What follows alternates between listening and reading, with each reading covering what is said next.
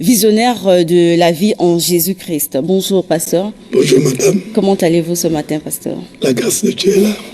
Alors, ouvrons ce journal avec le christianiste pour dire que l'Église Lumière et Salut des Nations organisera du 11 au 15 février prochain au Palais des Congrès de Brazzaville la 15e édition du relèvement. Le thème pour cette édition 2025 établi pour conquérir. Je vous propose de suivre l'interview que nous a accordé l'initiateur du dit événement, le pasteur Gustave Ombenze, fondateur de la communauté chrétienne Lumière et Nations et Salut des Nations. Le règlement 2025, ça va être notre 15e édition de ce grand programme qui bénit le corps de Christ, qui est un moment d'unité. Chaque année, donc, il y a un thème autour duquel se rassemblent tous les hommes de Dieu. Donc cette année, notre thème sera établi pour conquérir.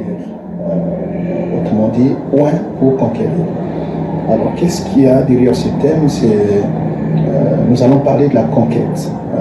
Dieu est un Dieu de conquête et Dieu a établi l'homme sur la terre pour qu'il conquiert la terre. La particularité, ça sera toujours ce moment d'unité, mais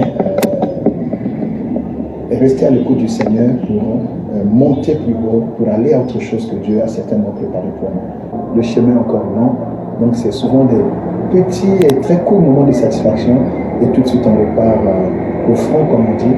Donc il y a tellement de choses à faire encore, le monde aussi à conquérir. Il y a toujours un peu ce sentiment que voilà, on n'a pas encore tout fait. On n'a pas encore tout fait, donc on s'attend à beaucoup plus de ça, on s'attend à beaucoup plus de monde. Et pourquoi pas demain, qu'on organise un grand relèvement au stade. Pasteur, la 15e édition du relèvement qu'organise le pasteur Gustave Ombenze débutera le 11 février prochain au Palais des Congrès de Brazzaville. Vous y êtes certainement convié? Oui, c'est un événement qui va rassembler le corps de Christ et c'est parmi les événements phares de notre nation et Dieu nous demande de travailler dans la cohésion. Dieu nous exige de fonctionner dans le corps de Christ. Je serai là avec toute mon équipe pour soutenir ce que l'autre est en train d'accomplir parce que c'est Jésus-Christ qui est fort. D'accord. 15e édition bientôt. Que pensez-vous de cette initiative? C'est parler de l'initiative, c'est bon, mais il faut parler plutôt de la vision qu'il a reçue de Dieu. Parce que c'est Dieu qui, lui, a donné cette vision et afin de rassembler le corps de Christ et gagner les âmes également pour notre Seigneur. Donc, c'est une initiative qui est bonne et tout ce que Dieu fait est bon. Donc, on ne peut que la soutenir. Une très bonne initiative, bien sûr. D'accord. Pasteur, nous poursuivons notre thème à l'entourage de Jésus. Et ce matin, il sera question du contexte, il sera question dans ce contexte du trio Jean, Jacques et Pierre. Étaient-ils des disciples préférés du Seigneur? Oui. À titre de rappel, nous sommes dans l'entourage du Seigneur. Parler de disciples préférés, je crois que lorsque le Seigneur nous appelle, et il y a notre attitude qui compte beaucoup. Et parmi les attitudes, alors on peut relever quelques faits. Et nous voyons par exemple une soumission totale, une obéissance à ses disciples. Je prends le cas de Pierre. Et le cas de Pierre, le disciple, l'apôtre Pierre, la Bible dit, Jésus qui va lui faire une remarque. D'abord, Jésus qui dit que bientôt le Fils de l'homme sera arrêté. Et il dit à notre Seigneur, non, cela ne pouvait pas t'arriver. Et Jésus qui dit, arrière de moi, Satan. Alors, vous comprenez, actuellement, si un leader dit cela à son collaborateur, les gens diront que le pasteur est devenu orgueilleux. Mais il a dit, arrière de moi Satan. Et Pierre s'est soumis, Pierre n'a rien dit. Et quelque part encore, la Bible dit, c'est le même Jésus qui va dire à Pierre que le diable te réclame. Heureusement, j'ai prié pour toi. À 2 reprises, ce sont des réactions, je dirais même que les réprimandes. Jésus qui va s'attaquer, Jésus qui va s'adresser sévèrement à Pierre. Mais Pierre ne répond absolument rien. Quelle soumission. Donc, c'est ce qui fait que, malgré, il y avait 12, mais il va faire partie du trio de Jean, Jacques et Pierre. Parce que parmi les trois, ils étaient brillés par une attitude donnée, et ce qui a fait qu'ils puissent se distinguer des autres. Alors, comment Jésus a-t-il choisi ces trois? Bon. Sur quels critères?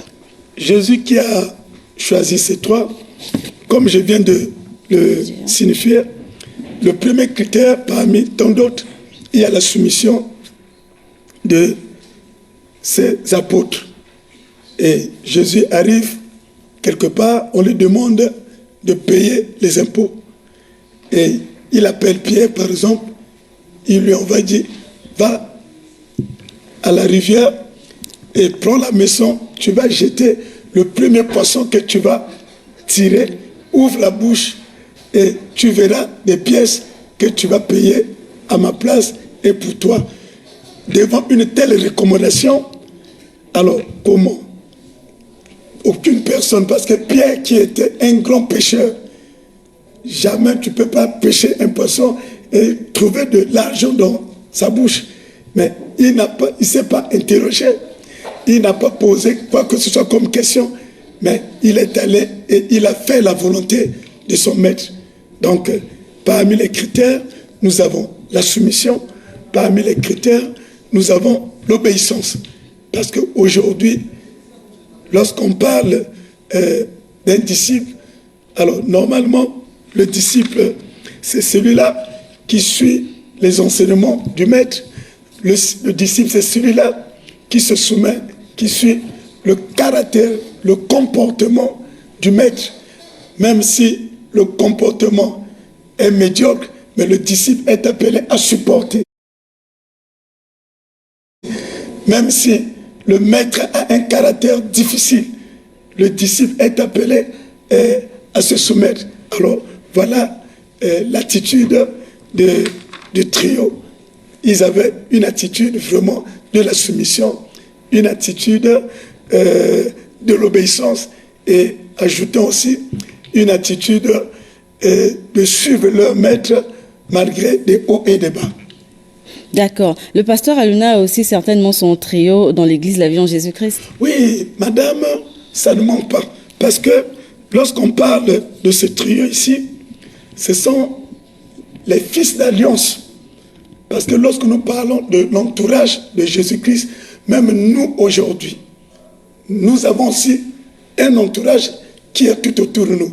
N'oublions pas que Jésus était accompagné par un Judas. Donc, dans nos églises, parce que Jésus a dit à Judas que il a dit à ses disciples, parmi vous, l'un de vous c'est un démon. Donc nous avons aussi des démons, même des collaborateurs. Donc raison pour laquelle vous allez rencontrer quelqu'un qui vous dira qu'une église qui n'a pas de problème, ça n'existe pas. Donc dans chaque église, il y a un sorcier ou il y a des sorciers. Et Jésus qui a marché avec Judas, donc nous avons aussi des Judas, donc c'est la même chose que dans nos églises, nous en tant que les leaders, nous avons aussi des fils d'alliance. Nous avons également les fils que nous préparons pour prendre la relève. Donc obligatoire, nous avons des fils d'alliance, nous avons également ces trios-là. Mais c'est toute une sélection, parce que c'est pas appelé. Vous avez des fils que vous préparez pour prendre l'alliance. Pasteur Aluna, vous voyagez souvent avec le frère Miché. Est-ce qu'il fait partie des préférés du pasteur Aluna? Bon, mais écoutez, c'est pas une question que je vais vous répondre. J'étais devant l'émission parce que ce sont les choses qui suscitent la jalousie, qui suscitent les querelles, des divisions. Et tu peux même livrer celui que tu prétends ton successeur entre les mains des ennemis et autres. Donc, cette question, aucun leader ne dira pas à son disciple ou bien à son collaborateur, c'est toi qui vas me prendre la relève, c'est toi qui vas me remplacer.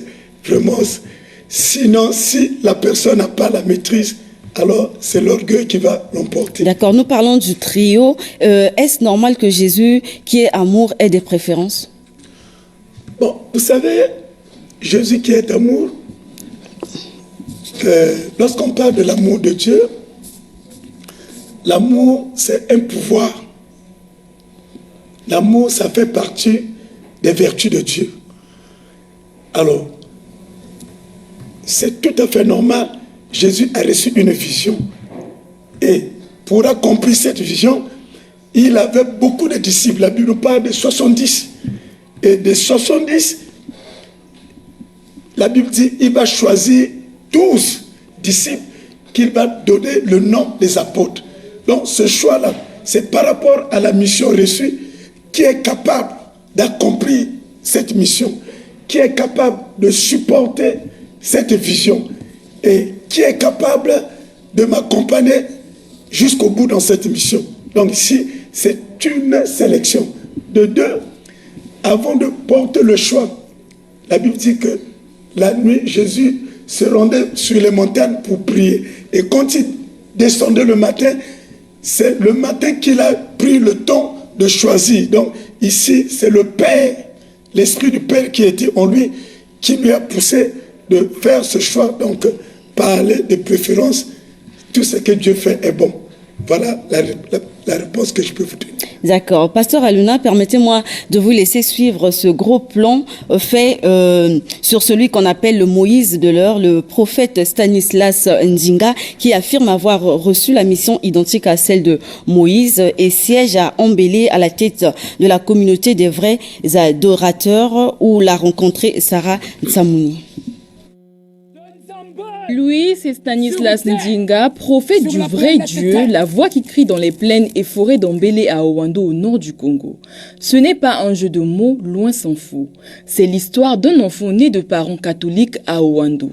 À 2 ans, il est baptisé à la paroisse de Christ-Roi d'Owando, avant que son père ne le confie à l'âge de 12 ans à un imam, un certain Diallo, puisqu'il constate que son fils semble un enfant pas comme les autres. Ce que constate l'imam qui baptisera le jeune Stanislas en lui attribuant un nouveau nom, Mohamed. Au fil des ans, le petit Mohamed se retrouve ni chez les musulmans ni chez les catholiques. Il est frappé par la maladie et frôle la mort. Les prêtres viennent à son chevet et l'arrachent des griffes de la mort.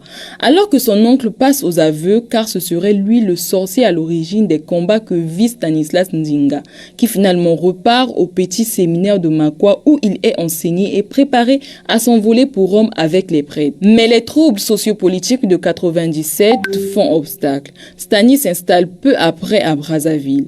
10 ans plus tard, un certain 23 mars 2007, il vit l'événement qui changera le cours de sa vie. J'étais enveloppé dans une éclat. Il y avait maintenant une voix qui parlait dans cet éclat. La voix était douce. Vous devez annoncer les oracles du vrai Dieu créateur. Une mission identique à celle du prophète Moïse lui est confiée par celui qui l'appelle avec force et foi le vrai Allah, le vrai Dieu, le vrai Nzambe. Sa mission est donc d'annoncer l'installation du royaume du vrai Dieu sur la terre, une mission mondiale qui a pour siège d'Ambélé. Et si le Moïse a reçu des tables, lui le prophète Stanislas Nzinga, Moïse des temps modernes, prophète de l'heure, a reçu instruction de créer la communauté des vrais adorateurs avec 3 vérités fondamentaux. Être vrai avec soi-même, être vrai avec son entourage, être vrai avec son Dieu. Le vrai Nzambe, c'est un Dieu de feu, Yahweh! Après avoir suivi ce reportage, Pasteur Aluna, un commentaire? Bon, parler d'un commentaire, il s'est dit le nouveau Moïse. Alors, la Bible dit que quand les gens dans le Sanhedrin, les gens étaient en train de parler, chercher les moyens pour arrêter Jésus. Et il y avait une diversité des opinions. Mais il y a un des membres de ce gouvernement qui va dire, si cette œuvre vient de Dieu, nous risquerons de combattre Dieu. Mais si cette œuvre ne vient pas de Dieu, elle va s'effondrer, elle va disparaître. Donc si ce que le prophète est en train de dire, si ça vient de Dieu, que le Seigneur soit béni. Mais si ça ne vient pas de Dieu, alors j'évite de juger peut-être l'action de Dieu, et sinon, vous n'êtes pas tombé dans le péché appelé le blasphème du Saint-Esprit. Bon, je n'ai même pas écouté la profondeur de son message, sinon on reconnaît celui qui est vrai ou dans le faux à travers son message. Donc, le jour que j'écouterai, je vais écouter le message, peut-être, mais pour l'instant, que la grâce du Seigneur l'accompagne. Alors, pasteur, on se bienvenue à Luna. Nous sommes pratiquement à la fin de notre entretien, mais je vous laisse le temps de dire ce que le peuple peut retenir de cette notion du trio dans l'entourage de Jésus-Christ, et ce sera votre mot de fin. Alors, merci. J'aimerais dire aux bien-aimés, dans chaque vision, il y a des fils d'alliance. Dans chaque vision, nous avons des trios. Si avec Jésus, il y a eu le trio, et quelque part, il peut y avoir 5 et 6. Alors, sachez-le que lorsqu'on sert Dieu sous une personne, alors sachez-le que le Dieu de cette personne ne pourra jamais vous écarter, et vous allez bénéficier des faveurs et des grâces de tout ce que vous avez eu accompli sous les pieds de cette personne. Et nous avons le cas de ce trio.